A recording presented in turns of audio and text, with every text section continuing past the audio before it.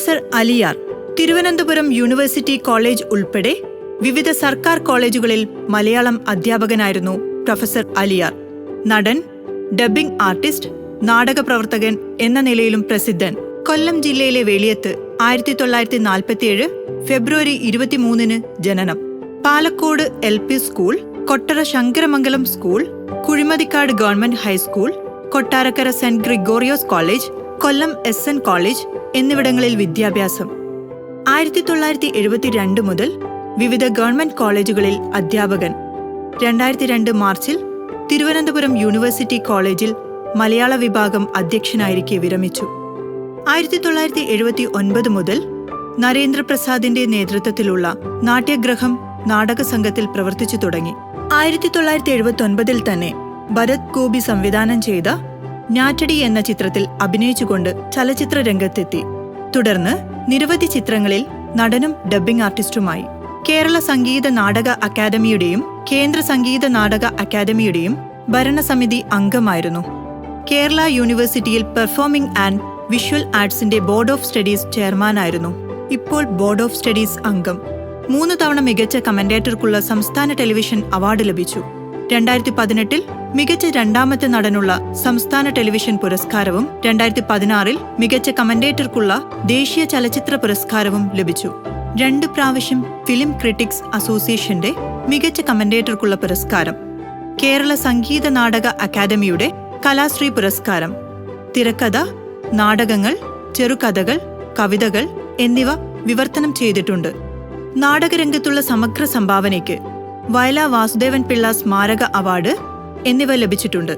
നാടക, ചലച്ചിത്ര, ടെലിവിഷൻ മേഖലയിൽ ഇപ്പോഴും സജീവം. 6 കൃതികൾ പ്രസിദ്ധീകരിച്ചിട്ടുണ്ട്. ഇനി ക്ലാസ്സിലേക്ക്.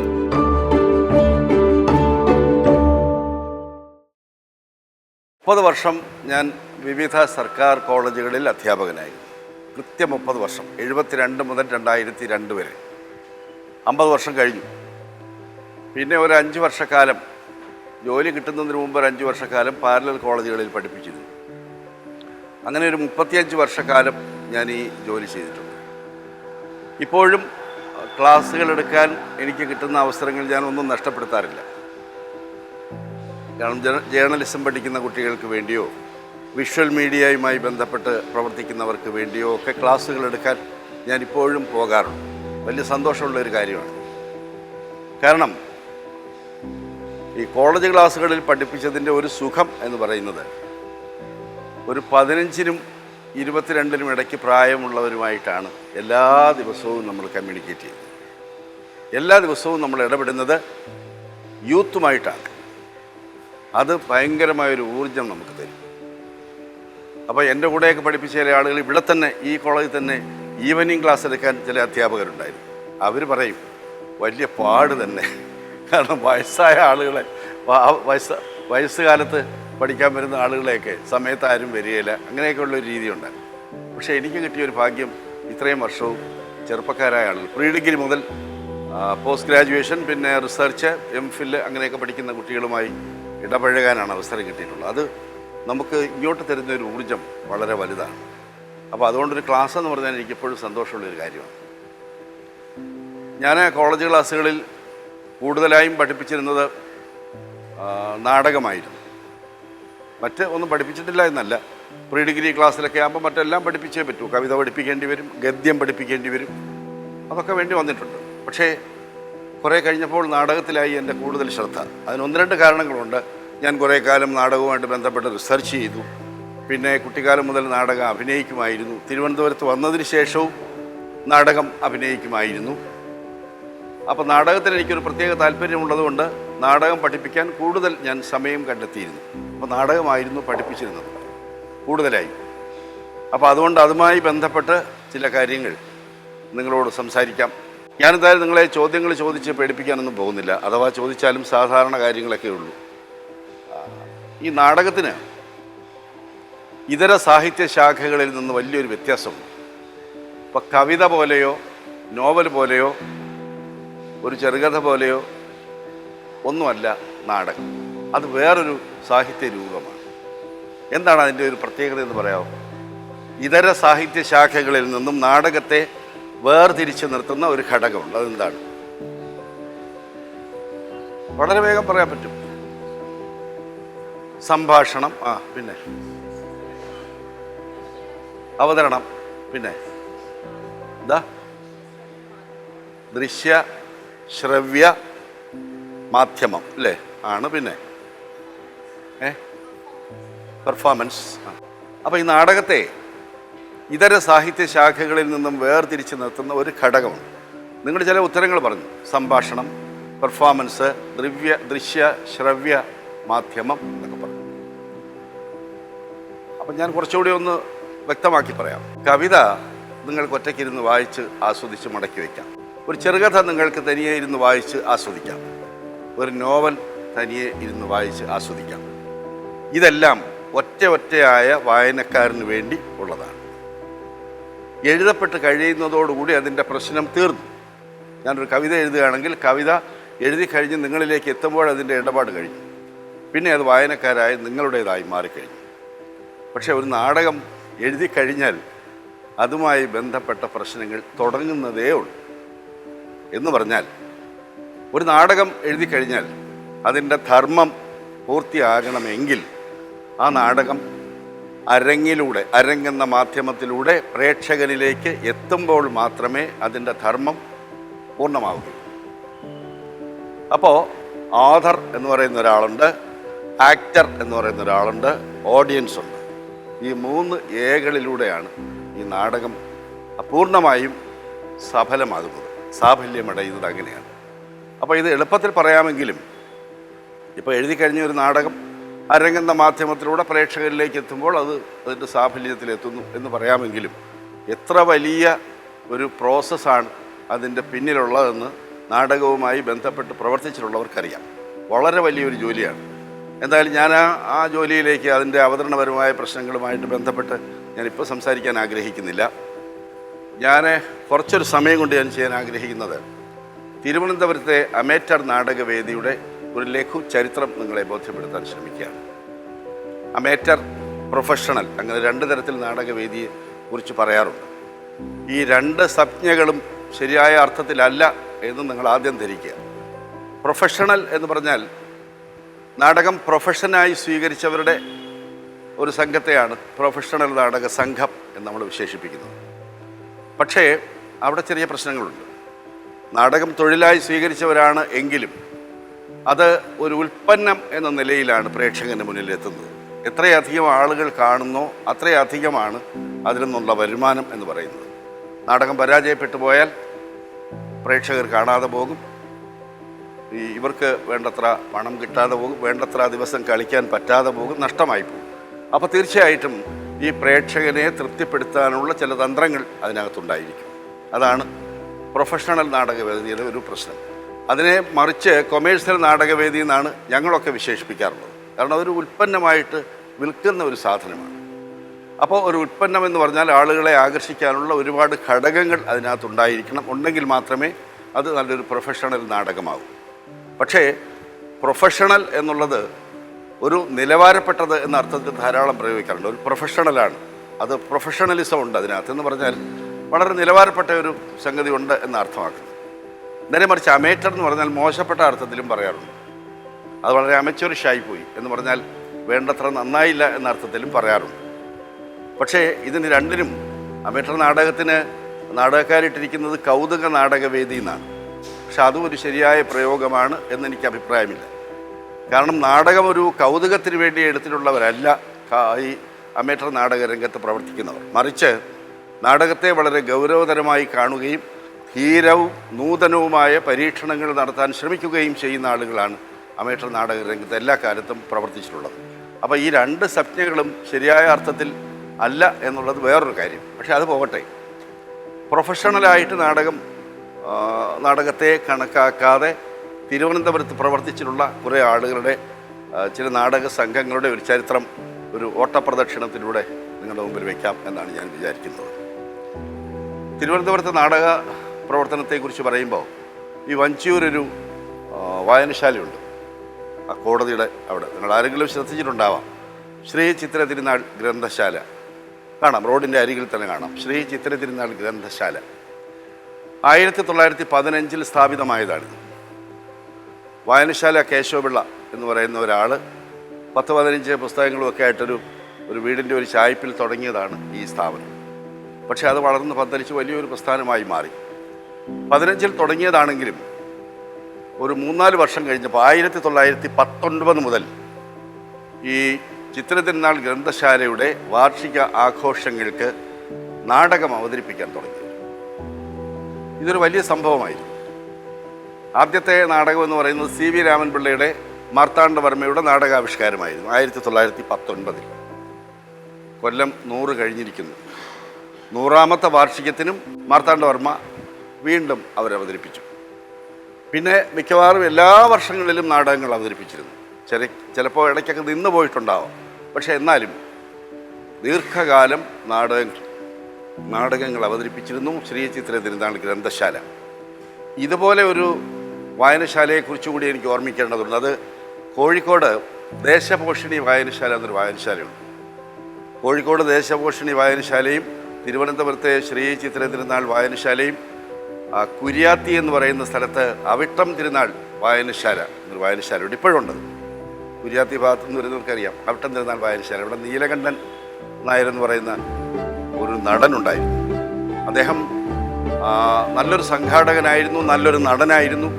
ആദ്യത്തെ റിയലിസ്റ്റിക് സിനിമ ന്യൂസ് പേപ്പർ ബോയിൽ ഒരു വേഷം ചെയ്തിട്ടുള്ള ആളാണ്. അപ്പം ഈ നാടകം 1919 മുതൽ തുടർച്ചയായിട്ട് ശ്രീ ചിത്ര തിരുനാൾ ഗ്രന്ഥശാല അവതരിപ്പിച്ചു തുടങ്ങി. ആദ്യമൊക്കെ CVയുടെ പ്രഹസനങ്ങളും ചരിത്രാഖ്യായികയുടെ നാടകാവിഷ്കാരവുമായിരുന്നു. പക്ഷെ പിന്നെ കുറേ കഴിഞ്ഞപ്പോൾ അവർ ചെയ്തത് ഓരോ വർഷവും പുതിയ നാടകം അവതരിപ്പിക്കാൻ വേണ്ടി ആരെക്കൊണ്ടെങ്കിലും എഴുതി ഉണ്ടാക്കുക. ആ നാടകങ്ങൾക്കൊരു സ്ക്രീനിങ് കമ്മിറ്റി ഉണ്ടായിരിക്കുക. ആ കമ്മിറ്റി പുതിയ നാടകങ്ങൾ തിരഞ്ഞെടുത്ത് അവതരിപ്പിച്ചു. അങ്ങനെ തുടർച്ചയായിട്ട് നാടകങ്ങൾ അവതരിപ്പിച്ചു. ഇതേ സമയത്ത് തന്നെ രാജകീയ കലാലയം എന്നാണ് ഈ കോളേജിനെ അറിയപ്പെട്ടിരുന്നത്. രാജകീയ കലാലയത്തിൻ്റെ വാർഷിക ആഘോഷങ്ങൾക്ക് വേണ്ടി CV ധാരാളം പ്രഹസനങ്ങൾ എഴുതി. പ്രഹസനം എന്ന് പറഞ്ഞാൽ ഇംഗ്ലീഷിൽ അങ്ങനൊരു നാടകശാഖയുണ്ട്. FARC ഫേഴ്സ് എന്നാണ് പറയുന്നത്. പ്രഹസനം അത് എന്ന് പറഞ്ഞാൽ ഒരു സമൂഹത്തിലെ ഏതെങ്കിലും ഒരു വൈകല്യത്തെക്കുറിച്ചോ അല്ലെങ്കിൽ ഒരു സമുദായത്തിൻ്റെ ഒരു പ്രശ്നത്തെക്കുറിച്ചോ ഒക്കെ ഹാസ്യരൂപേണ ഒരല്പ തമാശയൊക്കെ കലർത്തി അവതരിപ്പിക്കുന്ന ഒരു രീതിയാണ് ഈ ഫേഴ്സിനുള്ളത്. നേരെ മറിച്ച് സറ്റയർ പോലെയല്ല. സറ്റയർ ആക്ഷേപഹാസ്യം തന്നെ, രൂക്ഷമായ വിമർശനത്തിൻ്റെ മുനകൾ അതിനകത്തുണ്ടായിരിക്കും.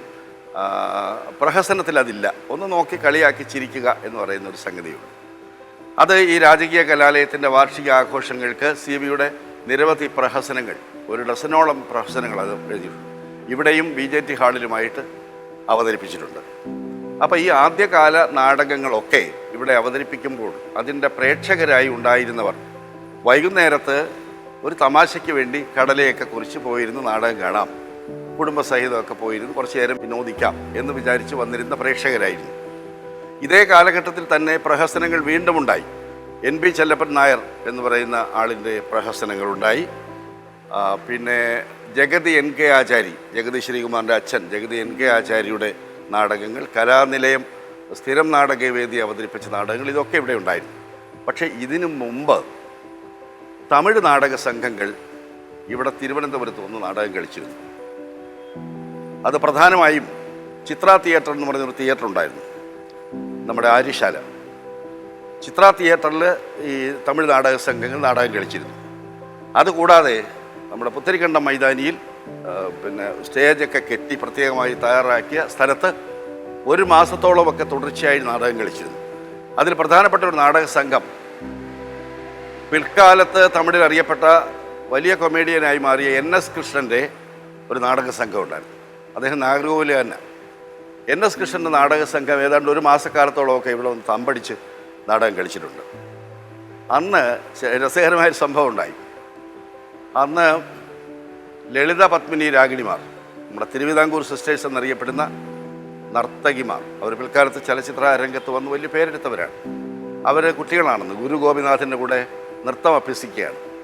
അപ്പോൾ NS കൃഷ്ണനോട് ആരോചെന്ന് പറഞ്ഞു, ഇങ്ങനെ നൃത്തം അഭ്യസിക്കുന്ന 2-3 കുട്ടികളുണ്ട്, നന്നായിട്ട് നൃത്തം ചെയ്യും, കാണാനൊക്കെ നന്നായിരിക്കും എന്ന് പറഞ്ഞപ്പോൾ ഒരു നാടകത്തിൻ്റെ ഇടവേളയിൽ ഇവരുടെ നൃത്തം അവതരിപ്പിക്കാനുള്ള അവസരം കൊടുത്തു, കുറച്ച് മിനിറ്റ്. അന്ന് NS കൃഷ്ണൻ പത്മിനിയെ കണ്ടിട്ട് പറഞ്ഞു, വളരെ നന്നായി എടുത്തുയർത്തി എടുത്തുയർത്തി ഇങ്ങനെ എല്ലാവരെയും കാണിച്ചത് വളരെ ഗംഭീരമായിരിക്കുന്നു.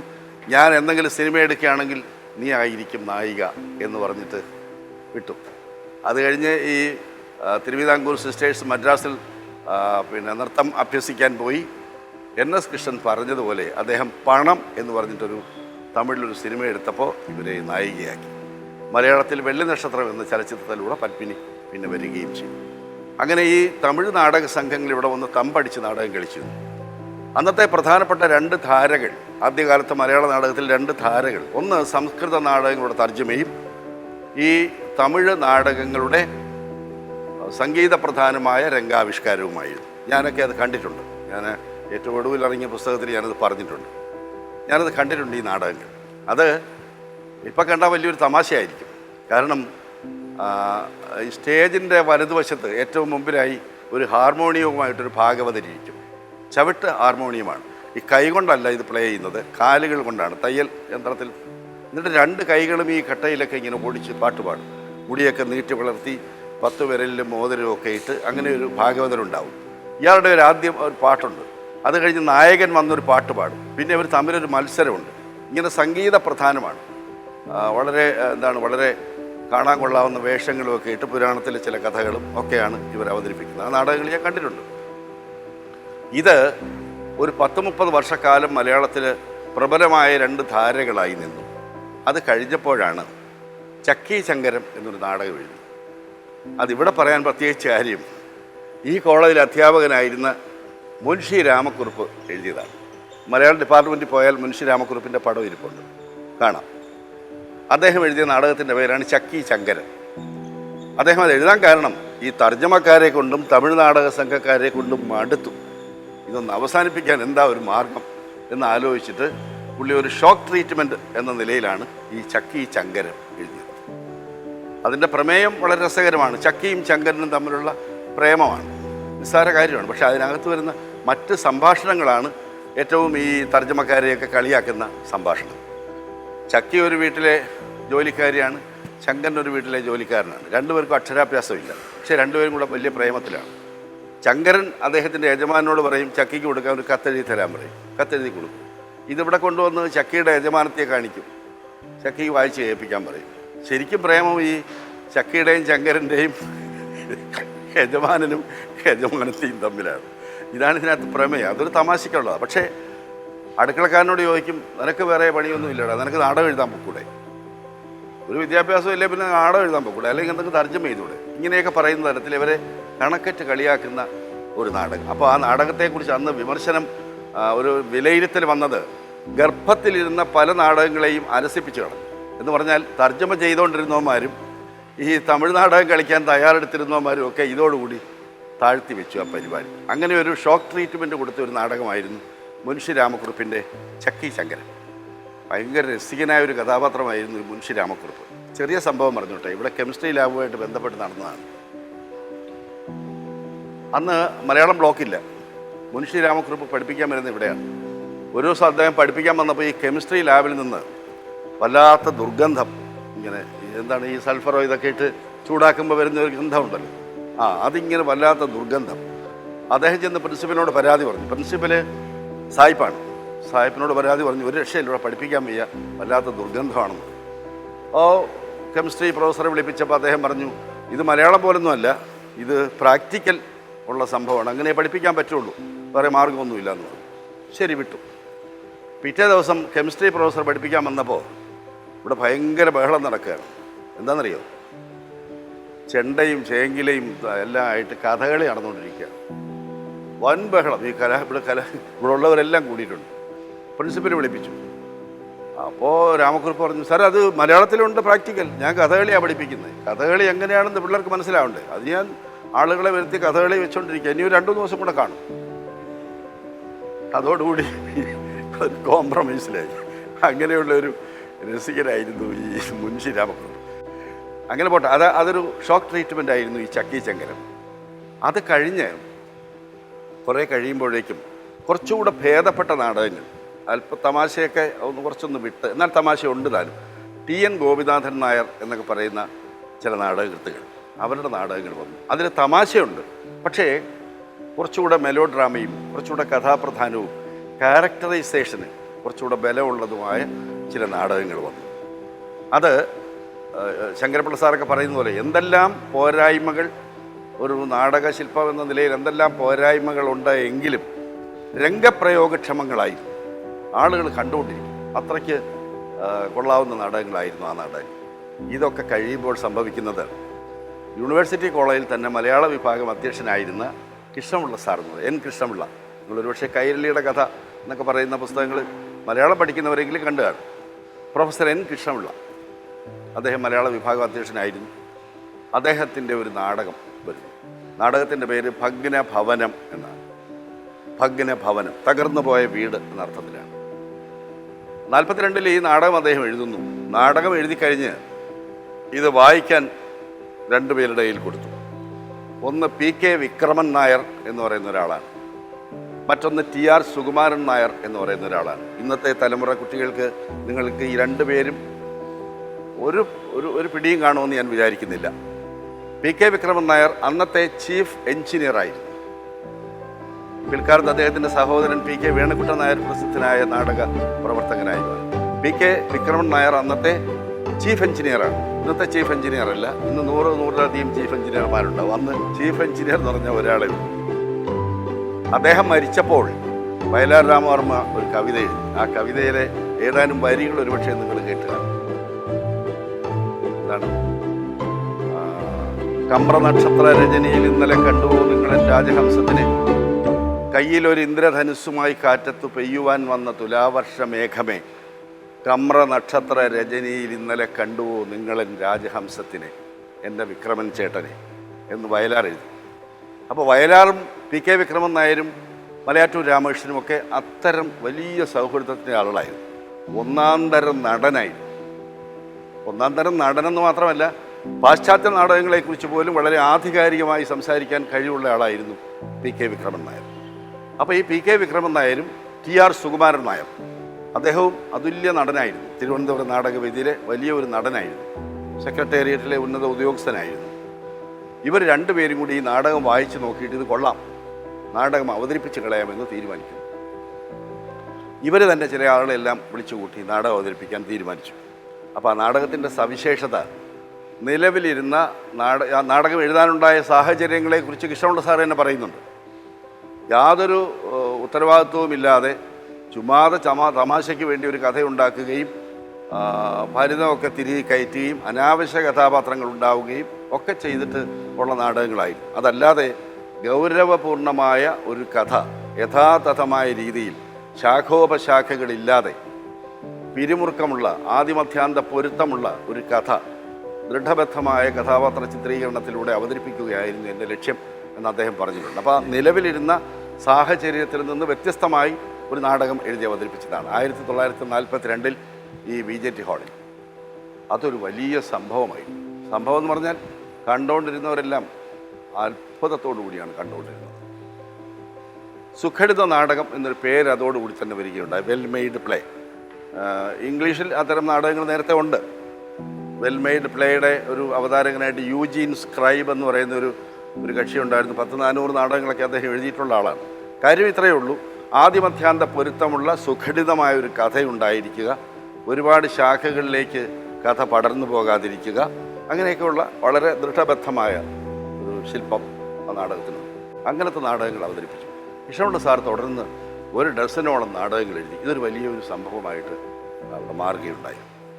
ഇത് ഇങ്ങനെ നടക്കുമ്പോൾ തന്നെ തിരുവനന്തപുരത്ത് കുറച്ചുകൂടി കഴിഞ്ഞപ്പോൾ 42 എന്ന് പറയുന്നത് കുറച്ചുകൂടി ഇങ്ങോട്ട് ഒരു 10-50 ആയപ്പോഴേക്കും പിന്നെ വരുന്നത് ശരിക്കും പറഞ്ഞാൽ ഈ നമ്മുടെ നേരത്തെ പറഞ്ഞ TR സുകുമാരൻ നായർ സംഘവും നായരും കൂടെ ചേർന്നിട്ട് കലാവേദി എന്ന് പറഞ്ഞ നാടക സംഘം ഉണ്ടാക്കി. ഈ കലാവേദിയുടെ നാടകങ്ങൾ അവതരണത്തിൽ വലിയ പേരെടുത്തവയായിരുന്നു. ചെറിയ ഉദാഹരണം പറഞ്ഞാൽ ശ്രീയൻ ശ്രീകണ്ഠൻ നായരുടെ 3 നാടകങ്ങൾ, രാമായണ കഥയെ അധിഷ്ഠിതമാക്കിയുള്ള 3 നാടകങ്ങൾ, ലങ്കാലക്ഷ്മി, സാകേതം, പിന്നെ എന്താണ് കാഞ്ചനസീത, ഈ 3 നാടകങ്ങൾ അടുത്തടുത്ത ദിവസങ്ങളിൽ VJT ഹാളിൽ അവതരിപ്പിച്ചു. ഈ 3 നാടകങ്ങളിലെയും പ്രധാന കഥാപാത്രത്തെ അവതരിപ്പിച്ചത് TR സുകുമാരൻ നായർ സാറാണ്. ഒന്നിൽ ദശരഥനായും, ഒന്നിൽ രാവണനായും, ഒന്നിൽ ശ്രീരാമനായും 3 കഥാപാത്രങ്ങളെയും അവതരിപ്പിച്ചത് അദ്ദേഹമാണ്. അപ്പോൾ അദ്ദേഹം ഒരു നടനെന്ന നിലയിൽ വളരെ പ്രസിദ്ധി ആർജിച്ചു. പക്ഷേ അതിനു മുമ്പ് തന്നെ ഇപ്പം നിങ്ങൾ കാണുന്ന നാഷണൽ ക്ലബ്ബുണ്ട്, പ്രസ് ക്ലബിൻ്റെ അപ്പുറത്തൊരു നാഷണൽ ക്ലബ്ബുണ്ട്. അവിടെ അവർക്കൊരു ഡ്രമാറ്റിക് ക്ലബ്ബ് ഉണ്ടായിരുന്നു. നാടക തൽപരരായ ചില ആളുകൾ ചേർന്നൊരു ഡ്രമാറ്റിക് ക്ലബ്ബ് ഉണ്ടാക്കി. അതിൽ അന്നത്തെ പ്രസിദ്ധ വക്കീലായ മള്ളൂർ രാമകൃഷ്ണപിള്ള അഭിനയിച്ചിരുന്നു. അദ്ദേഹം നാടക തൽപരനായിരുന്നു. അദ്ദേഹം ഇംഗ്ലീഷിലുള്ള നാടകങ്ങൾ തർജ്ജമ ചെയ്ത് അതിനകത്ത് പ്രധാന വേഷങ്ങളിലൊക്കെ അഭിനയിച്ചത് വലിയ തൽപരനായിട്ടുള്ളൊരു കക്ഷിയായിരുന്നു. പക്ഷേ അതിനുമൊക്കെ മുമ്പ് തന്നെ ഇവിടെ നാടക പ്രവർത്തനങ്ങൾ ഉണ്ടായിരുന്നു. ഉദാഹരണത്തിന് പാൽക്കുളങ്ങര സഹോദര സമാജത്തിൻ്റെ ആഭിമുഖ്യത്തിൽ ചില നാടക പ്രവർത്തനങ്ങൾ നടന്നിരുന്നു. അത് TC അച്യുതമേനോൻ്റെ സംഗീത നൈഷധം എന്ന് പറയുന്നൊരു കൃതിയുണ്ട്. മലയാളത്തിൽ ഏറ്റവും കൂടുതൽ കോപ്പികൾ വിറ്റഴിഞ്ഞിട്ടുള്ള കൃതിയാണ്. സംഗീത പ്രധാനമാണ്. പഴയ തമിഴ് നാടകത്തിൻ്റെ സ്ട്രക്ചറിൽ, ഘടനയിൽ വാർന്നു വീണിട്ടുള്ള നാടകമാണ്. ആ നാടകം അവതരിപ്പിക്കാൻ നമ്മുടെ പാൽക്കുളങ്ങര ഭാഗത്തു നിന്നുള്ളൊരു നാടക സംഘം ശ്രമിച്ച 50ഓളം സ്ഥലങ്ങളിൽ ആ നാടകം അവതരിപ്പിച്ചതായിട്ട് വായിച്ചിട്ടുണ്ട്. അതേസമയം ആ നാടകം തന്നെ അവതരിപ്പിക്കുന്ന 50ഓളം നാടക സംഘങ്ങൾ കേരളത്തിൽ ഉടനീളം ഉണ്ടായിട്ടുള്ളതായിട്ടും ചരിത്രം പറയുന്നു. അതുപോലെ തമ്പാനൂർ ബാലസംഘം, ഞാൻ എത്ര ആലോചിച്ചിട്ടും കിട്ടിയില്ല. തമ്പാനൂർ ബാലസംഘം എന്ന് പറയുന്നൊരു നാടക സംഘം ഉണ്ടായിരുന്നു. എവിടെയാണെന്നോ എന്താണെന്നോ ഒരു പിടിയും കിട്ടിയിട്ടില്ല. അപ്പോൾ ഈ പാൽക്കുളങ്ങര സഹോദര സമാജത്തിൻ്റെ ആഭിമുഖ്യത്തിൽ നല്ല നാടക പ്രവർത്തനങ്ങൾ നടന്നിട്ടുണ്ട്. പക്ഷേ ഇതൊക്കെ കഴിയുമ്പോഴേക്കും പിന്നീട് കുറേശ്ശെ മാറ്റങ്ങൾ സംഭവിക്കുന്നു നാടകത്തിൽ. തിരുവനന്തപുരത്തും ആ നാടകത്തിൻ്റെ അലകൾ വരുന്നുണ്ട്. അത് ഈ കോളേജിൽ തന്നെ പഠിച്ച G. ശങ്കരപിള്ള എന്നൊരാൾ, അദ്ദേഹം ഇവിടുന്ന് പോസ്റ്റ് ഗ്രാജുവേഷനും ഒക്കെ കഴിഞ്ഞ് അദ്ദേഹം ഒരു നാടകം എഴുതി. അത് 1956-ലാണ്. നാടകത്തിൻ്റെ പേര് സ്നേഹദൂതൻ എന്നാണ്. സ്നേഹദൂതൻ. 56-ൽ അദ്ദേഹം ആ നാടകം എഴുതിയിട്ട് ആദ്യം ഇവിടെ കൊണ്ടുവന്ന് തൻ്റെ ഗുരുനാഥനായ G. കുമാരപിള്ള, ഒരാളിനെ കേട്ടിട്ടുണ്ടോ? മഹാനായ കവിയാണ്, ഇവിടുത്തെ ഇംഗ്ലീഷ് അധ്യാപകനായിരുന്നു. എന്തോ ഒരു മഹാൻ ആയിട്ടുള്ളൊരു മനുഷ്യൻ. എനിക്കൊക്കെ എൻ്റെ തലമുറയിൽപ്പെട്ടവർക്കൊക്കെ അവരോടൊപ്പം പ്രവർത്തിക്കാനും സഞ്ചരിക്കാനും ഒക്കെ അവസരം കിട്ടിയിട്ടുണ്ട്. ഇവിടുത്തെ ഇംഗ്ലീഷ് അധ്യാപകനായിരുന്നു. ആദ്യം അദ്ദേഹം കൊണ്ടുവന്ന്, ശരിക്കും ശങ്കരപിള്ള സാറ് നാടകം എഴുതാൻ ആദ്യം കാണിക്കേണ്ടത് കൃഷ്ണപിള്ള സാറിനെയാണ്. പക്ഷെ പേടികൊണ്ട് അദ്ദേഹത്തിൻ്റെ അടുത്ത് പോയില്ല. ഗുരുവാണ്, മഹാനായ നാടകക്കാരനാണ്, എന്ത് പറയുമെന്ന് അറിയത്തില്ല.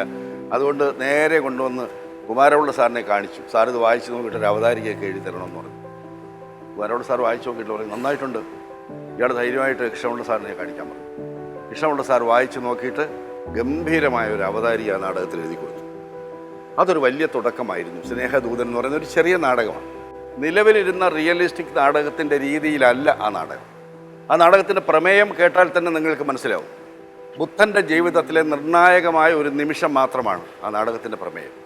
അദ്ദേഹം എല്ലാ ഭൗതിക സുഖങ്ങളും ഉപേക്ഷിച്ചിട്ട് സന്യാസത്തിലേക്ക് പോകും.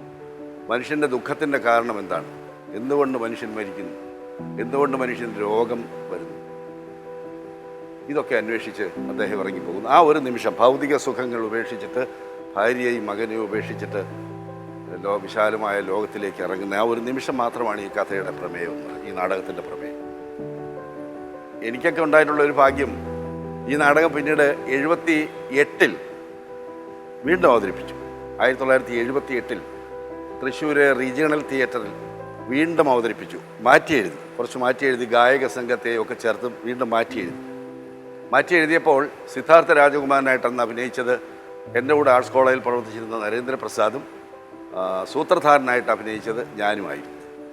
രണ്ടാമത്തെ എഡീഷനിൽ അവതാരിക എഴുതാനുള്ള ഭാഗ്യവും എനിക്കാണ് ഉണ്ടായത്. അങ്ങനെ നാടകം തുടർന്ന് G. ശങ്കരപിള്ള സാറിൻ്റെ നാടകങ്ങൾ ഒന്നൊന്നായിട്ട് വന്നുകൊണ്ടിരുന്നു. പൂജാമുറി പോലെയുള്ള നാടകങ്ങൾ. ഈ നാടകങ്ങളൊന്നും ശരിക്കും റിയലിസ്റ്റിക് അല്ല, കുറച്ച് മാറി ഒരു ഭാവാത്മകമായ അന്തരീക്ഷം അതിന് ആ നാടകങ്ങൾക്കുണ്ടായിരുന്നു. അതൊരു വലിയ വഴിത്തിരിവായിരുന്നു.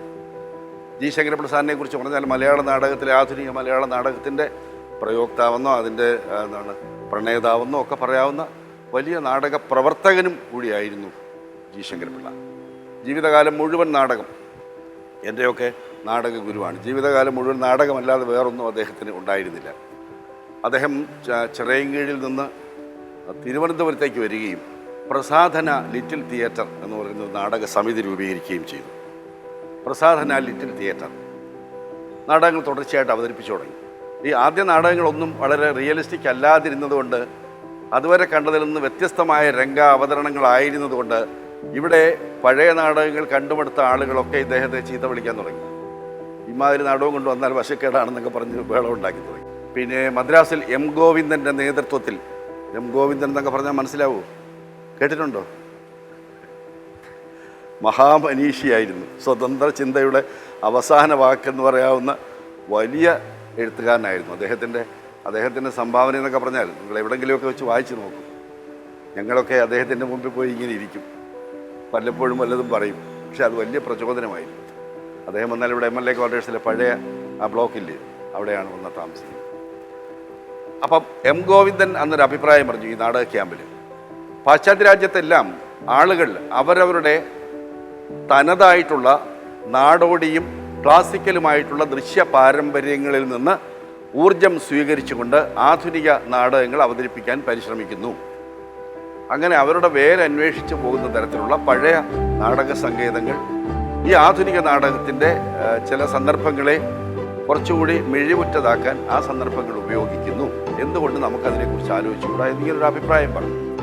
അതിൻ്റെ അടിസ്ഥാനത്തിൽ പിന്നീട് ആലോചിച്ചിട്ടാണ് CN ശ്രീകണ്ഠൻ നായർ തനത് നാടകം എന്ന് പറയുന്ന പ്രബന്ധം രണ്ടാമത്തെ നാടക ക്യാമ്പിൽ കൂത്താട്ടുകുളത്തിൽ വെച്ച് അവതരിപ്പിക്കുന്നത്. പക്ഷേ അതിനു മുമ്പ് തന്നെ 1971 തന്നെ കേന്ദ്ര സംഗീത നാടക അക്കാദമി ഇതുമായിട്ട് ബന്ധപ്പെട്ട് വലിയ സെമിനാറുകൾ നടക്കുന്നു. ഭാരതത്തിലുടനീളം ഇത്തരത്തിലുള്ള നാടക പ്രവർത്തനങ്ങൾ നടക്കുന്നുണ്ട്.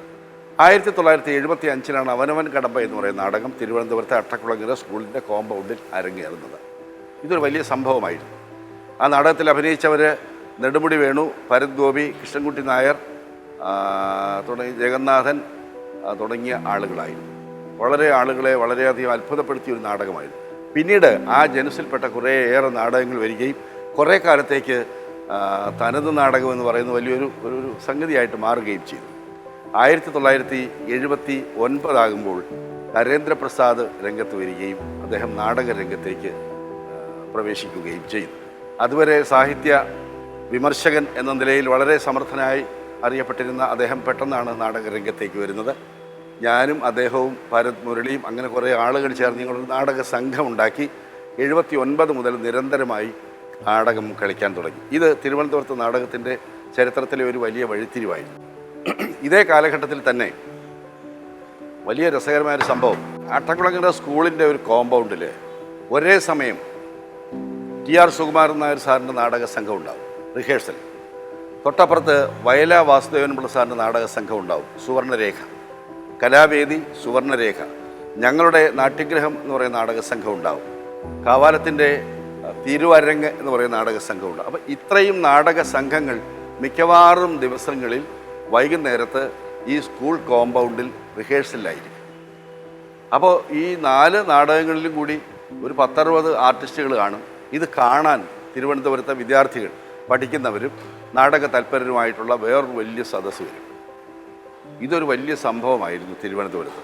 സമാനമായി അന്ന് ഇവിടുത്തെ മിക്കവാറും എല്ലാ സ്ഥാപനങ്ങൾക്ക്, ഉദാഹരണത്തിന് ടൈറ്റാനിയത്തിന് സ്വന്തമായി നാടക സമിതി ഉണ്ടായിരുന്നു, സ്പാർക്ക് ISROയ്ക്ക് നാടക സമിതി ഉണ്ടായിരുന്നു, കെൽട്രോണിന് നാടക സമിതി ഉണ്ടായിരുന്നു, ട്രാൻസ്പോർട്ടുകാർക്ക് നാടക സമിതി ഉണ്ടായിരുന്നു, AG's ഓഫീസിന് നാടക സമിതി ഉണ്ടായിരുന്നു, ബാങ്ക് എംപ്ലോയീസിന് ഭീമെന്ന് പറയുന്ന സമിതി ഉണ്ടായിരുന്നു. അപ്പോൾ ഇതിൻ്റെ എല്ലാം പ്രവർത്തനങ്ങൾ കൊണ്ട് സജീവമായിരുന്നു. ഏതാണ്ട് 70കളും 80കളുടെ അവസാനം വരെയും ഈ പ്രവർത്തനങ്ങൾ വളരെ ഗംഭീരമായി നടന്നു വന്നു. അതൊരു കാലഘട്ടത്തിൻ്റെ തിരുവനന്തപുരം നാടകവേദിയുടെ ചരിത്രം പരിശോധിച്ചാൽ വലിയ സംഭവമാണ്.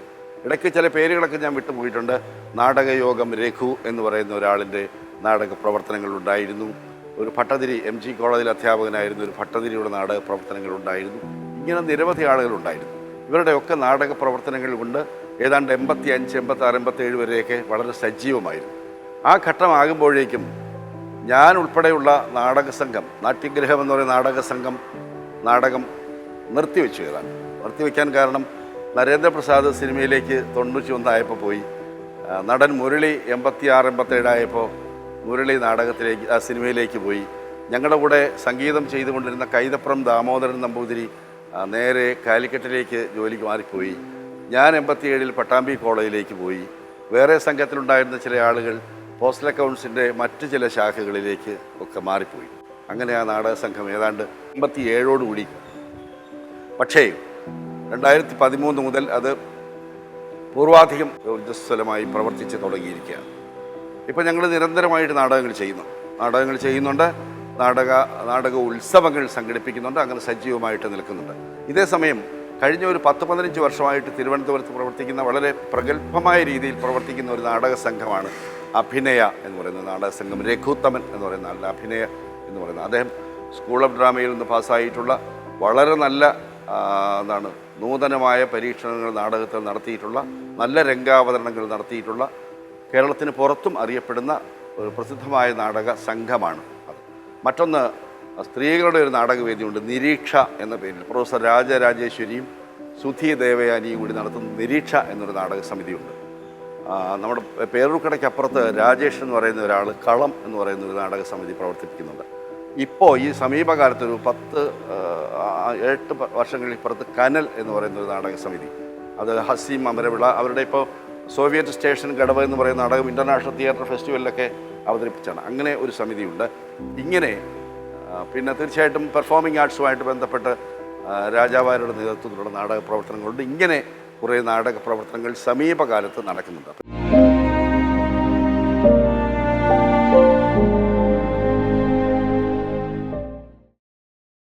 സ്കൂളിൽ പഠിച്ചിരുന്ന കാലത്ത് മലയാളത്തിന് വളരെ ഈ മാർക്ക് നൽകുന്നതിൽ അന്നത്തെ മലയാളം അധ്യാപകർ പച്ച മലയാളത്തിൽ പിശുക്കന്മാരായിരുന്നു.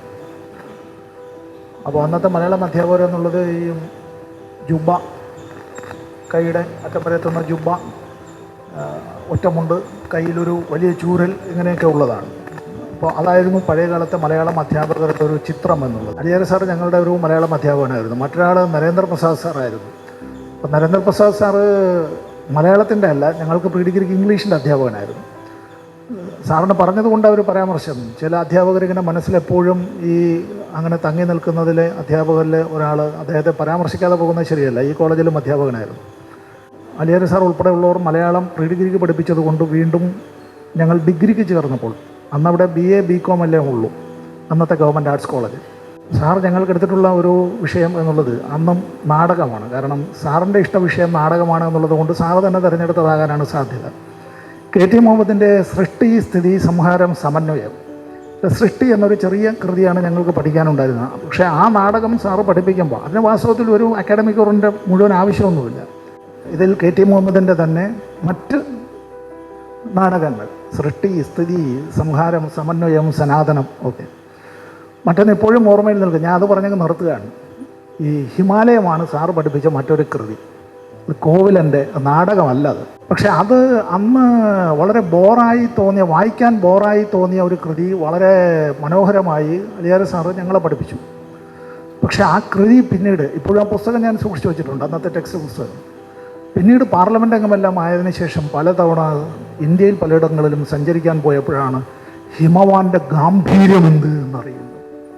നമ്മളൊക്കെ കടൽ കണ്ടിട്ടുള്ളവരാണ്, പക്ഷേ ജീവിതത്തിൽ ഹിമാലയം കാണുക തന്നെ വേണം.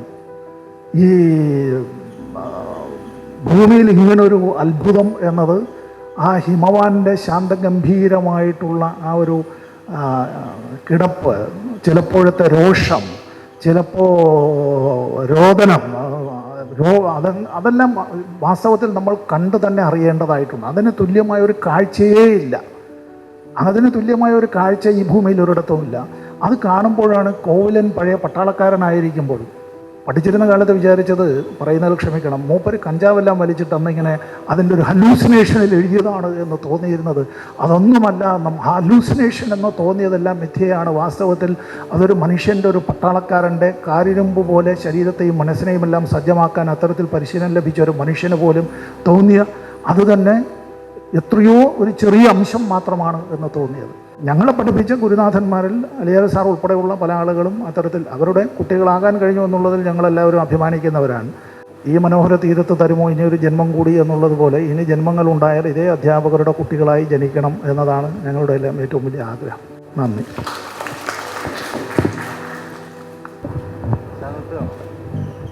സാർ ഈ പല പ്രൊഫഷനിലുണ്ടല്ലോ, അപ്പം അധ്യാപകനാണ്, നടനാണ്, എഴുത്തുകാരനാണ്, ശബ്ദം നൽകുന്ന ധാരാളമല്ല. സാറിന് ഏറ്റവും ഇഷ്ടപ്പെട്ട മേഖല?